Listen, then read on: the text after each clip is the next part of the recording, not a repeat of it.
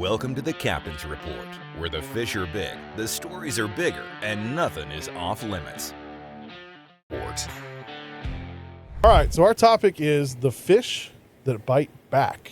Some good stories about the fish that bite back. Who wants to go first on the fish that bite back? I'll start with Justin. Justin, I know you got a good Wahoo story. Which one? Yeah. All right, give us a good one. Pull that mic up. No. Pull that mic up a little closer. There you go. Nice. Fishing on one of the quay boats, got bit by a wahoo, gaffing it, and thrown in the boat. Had to Oh get yeah. 13 stitches. So, jeez. It All was right. bad. So tell us how did that start out? I mean, what was the day like? What We were whacking the wahoo, were you and just gaffing literally and slinging? gaffing them, throwing them in the boat, and one swung it in the boat, hit me in the leg, and didn't even feel it hit me. Oh yeah. Blood everywhere. Just look down. It was and just gushing. Those wahoo, man, they got razors for teeth. So I mean, I thought it was the fish bleeding. really? Yeah, yeah. I've been there, seen that one before. But I mean, was it your fault when it got slung in, or somebody else sling No, the it was fish me in? gaffing it. It was on the swim platform. So and you just- gaffed it? It caught me on the leg going in. Oh, I got you. No idea it even hit Mouth me. wide open, sliding in. Dang. Oh, yeah. Wahoo, man, they got razors. It's tough not to get bit when That's you're the wahoo worst, fishing. probably. Yeah, yeah. There's no really good place to hold them either. No. Unless you No. grab them by the tail. Solid as a rock head, and then no other really soft points on the body to get a grip on, right? Yeah. Double fish. Definitely got to be careful under the gills because they have that bottom row of teeth that cuts back a Oh little bit. yeah, exactly. I didn't think about those. You shove up too far, it's like a dang Chinese finger trap. You're not coming out too fast. Been close. Never actually received Yeah, the bite of a wahoo. yeah. So those wahoo got that extra row underneath the gills. You can't really shove your hand up in there without. No, might lose a finger. Yeah, Talking about the gill raker? yeah. The rakers and oh man. So Justin, when you got sliced by the Wahoo, how far out were you, and what was your next step of action? We're about 70 miles and put some electrical tape on it and a towel and drove home. The old. I wanted to stay because I got the bleeding to stop, but they didn't want to stay. Oh, so Fish were biting. yeah, they stopped. They called it for you. Yeah. Yeah. It's robbing them, so. Yeah, no worries. Yeah, man, wahoo. This is the ones you got to watch out for sure. I mean, not much more beyond a good old kingfish too. I was gonna get right into it. A little Yeah. snake king mackie. Oh, dude, one of those ones comes in the boat freaking out, and Yeah. you got flip flops on, or you just try to pick them up by the back of the head, and they turn on you. Mm-hmm. You got any good ones on those, Jimmy? Yeah, I got one that comes to mind. It was Belky Bear, October. Oh yeah, Fight was going on. yeah. Gaffed it, threw it in the boat. This was before I knew what a grip flip was. I now know what a grip flip is, and I will never unhook a king mackerel with anything other than a grip flip. But using some 6-inch needle noses to try and get it out, got the first hook out of his, right behind the gill, how the stinger hook gets Yep. behind the gill, and then go to get the next one, which is kind of like a little bit down there, but I had the lipper on him. Opened it up, kind of going. I think it was my right hand because it was this finger right here.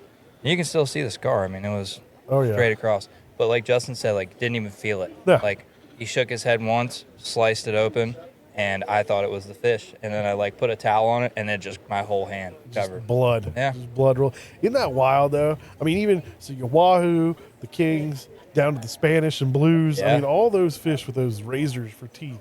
I mean, they come at you, and usually you don't know you're popped until It's too late. it's too late. Yeah. You got blood running down. Where's this coming from? Is this me, or is this the fish, or what's going on? Yeah. Yeah. I have another good one outside of a king mackerel. Uh-huh. If this is self-induced, by the way, and I gotta give out a shout out to my buddy John Cook, who is not with us right now. He's in New Mexico fighting the bad guys. But John Cook got so drunk with us in a kook taco tournament Oh boy. that he started lipping flounder. Oh. And because there's no flounder in North Carolina, as they say.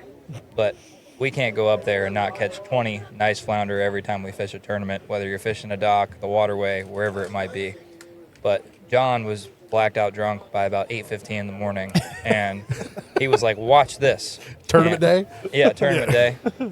John was a beanbagger that day. He sat in the beanbag for the remainder of the day. Ballast. But he was like, "Watch this." And you know how a flounder, if you pull the hook on it too early, it'll start peeling the skin back on your bait? Well, that's what his thumb looked like. oh god. It was just raw.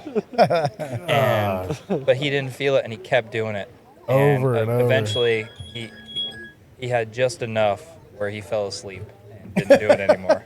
But that was my, yeah. He fell asleep after his finger got chewed on. Dude. How many? What do you think? 20 flounder? Probably burned through a. Probably 20 beers too. Beers, it's good to go. Jeez. Yeah. I mean, that's always the good one too. Is the flounder? They got almost like got the vampire teeth. The flounders are sneaky. They are, man. They'll be chill, calm, cool, collected. You You're pick them like, up okay. and they freak out. I mean, I got on my hand right now. Same. There's 2 fang marks in my Look, my hand. matching.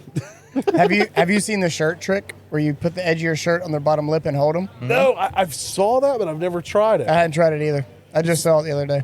Mine is always just the go-to is the fish. The grippers. Grippers. Get that in them and turn them 90 degrees to where his jaw locks, and then go at the hook. That's it. So. All right, Captain Jack. Let's hear a When legend. did the fish bite back? I've been bit too many times. What's the worst one? I laid this open all the way across here. What is this? Your wrist? My wrist. Yeah. I think it was 7, 8 stitches. The captain I was working for, I went up to him and did my fingers like this and said, "Ooh, look, you can see all the stuff in it." You spread it apart? And he about passed out in the chair.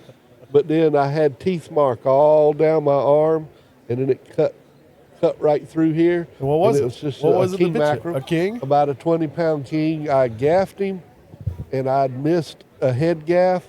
The fish was coming across, and I tried to gaff him in the head or right behind the head, and I missed. I was a little bit too far down. Well, then I they was turn bringing- it into a what is it? The banana, where it's Like a suitcase, Yeah, you flipping know. back and forth, head Well, I shaking was just as much bringing as him- the tail shaking. I was bringing him up over the back of the boat, and the guy in the fighting chair thought that he was going to help out by lifting the rod up. Well, the king was on the gaff, so all it did was lift his head up. Perfect. And his mouth was open. It lifted his head up, and it hit me here and fell back down. And like y'all said, I didn't feel nothing. I dehooked the king, went back over. I'm sitting on the gunnel, letting the downrigger back out, and the lady on the charter just started freaking out. Oh my God, and there was a puddle of blood beside where I was at. I was straddled the gunnel, and it was just a steady stream running Pouring off my arm. Off your arm, down, And down I had your to, wrist. when we fished the rest of the day, I bandaged it up. And the worst thing about it was, when I got in, I needed stitches and needed to go to get, the med center. But my charter people were like, well, you're going to clean our fish before you get Oh gosh. taken, So I had to clean a cooler full of fish, bandaged and wrapped up, and then had to go get stitches all across here and stitches across there. For the longest time, I had scars of teeth mark all the way down my arm, scars on it. So I got one king that's actually a near miss. I'll just throw this in the king category before I throw my fish that bite back. But I literally, on the first charter boat I ever worked on, learning how to hand line or leader fish in, king coming up behind the boat, probably about a 15, 20 pounder. We've been catching them on spoons. With the spoons, when you start leader them, you just got to keep them going forward, keep that forward momentum. And he decided to take a run right as I was about to swing to do the flip, and came right towards my midsection. Back then, my clothes weren't quite so tight, but I had a loose shirt on, cotton old Guy Harvey shirt, and he grabbed the fold in that shirt and shook his head and fell in the boat. And I looked down and I pulled my shirt straight, and there was a perfect diamond cut out of my shirt. I was like, whoa, that was close. I have a similar near miss fishing the Wahoo series with Captain Robbie, Captain Calvin. And when you boat a fish, you have to hold the fish up and take a picture with a sign with a number on it they give you. Caught a nice Wahoo, 50 pounds. We go to hold it up, and it's still green, and Calvin grabs it under the gills, and I'm holding the tail. And that Wahoo shook real quick.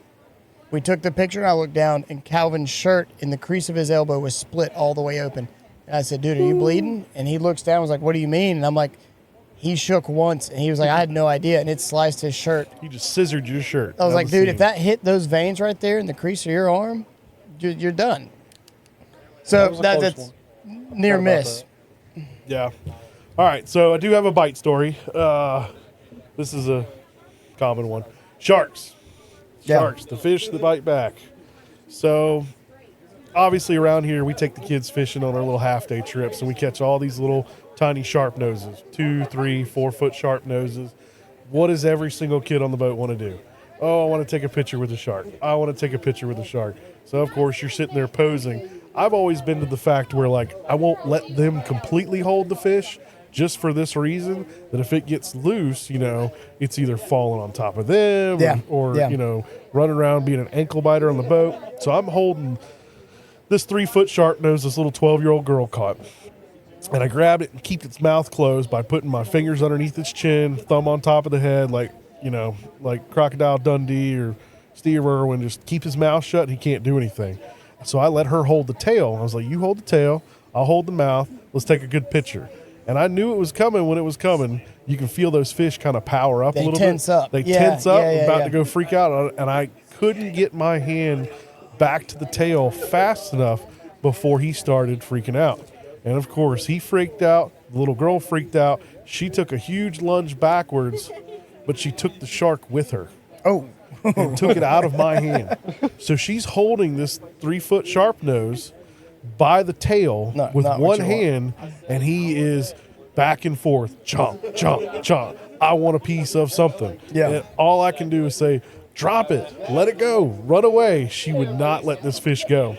I had to take my hand and come in, and I grabbed about as far down that shark as I could, right below her hand, grabbed it by its tail, but that was just close enough to turn a banana, and he put a perfect semicircle slice around my elbow and perforated like 4 or 5 times on the bottom side. Thanks for watching, guys. If you like this clip, make sure to like and subscribe and check out our full episodes. Link in the description below. Thanks for watching, tight lines, and we'll see you on the water.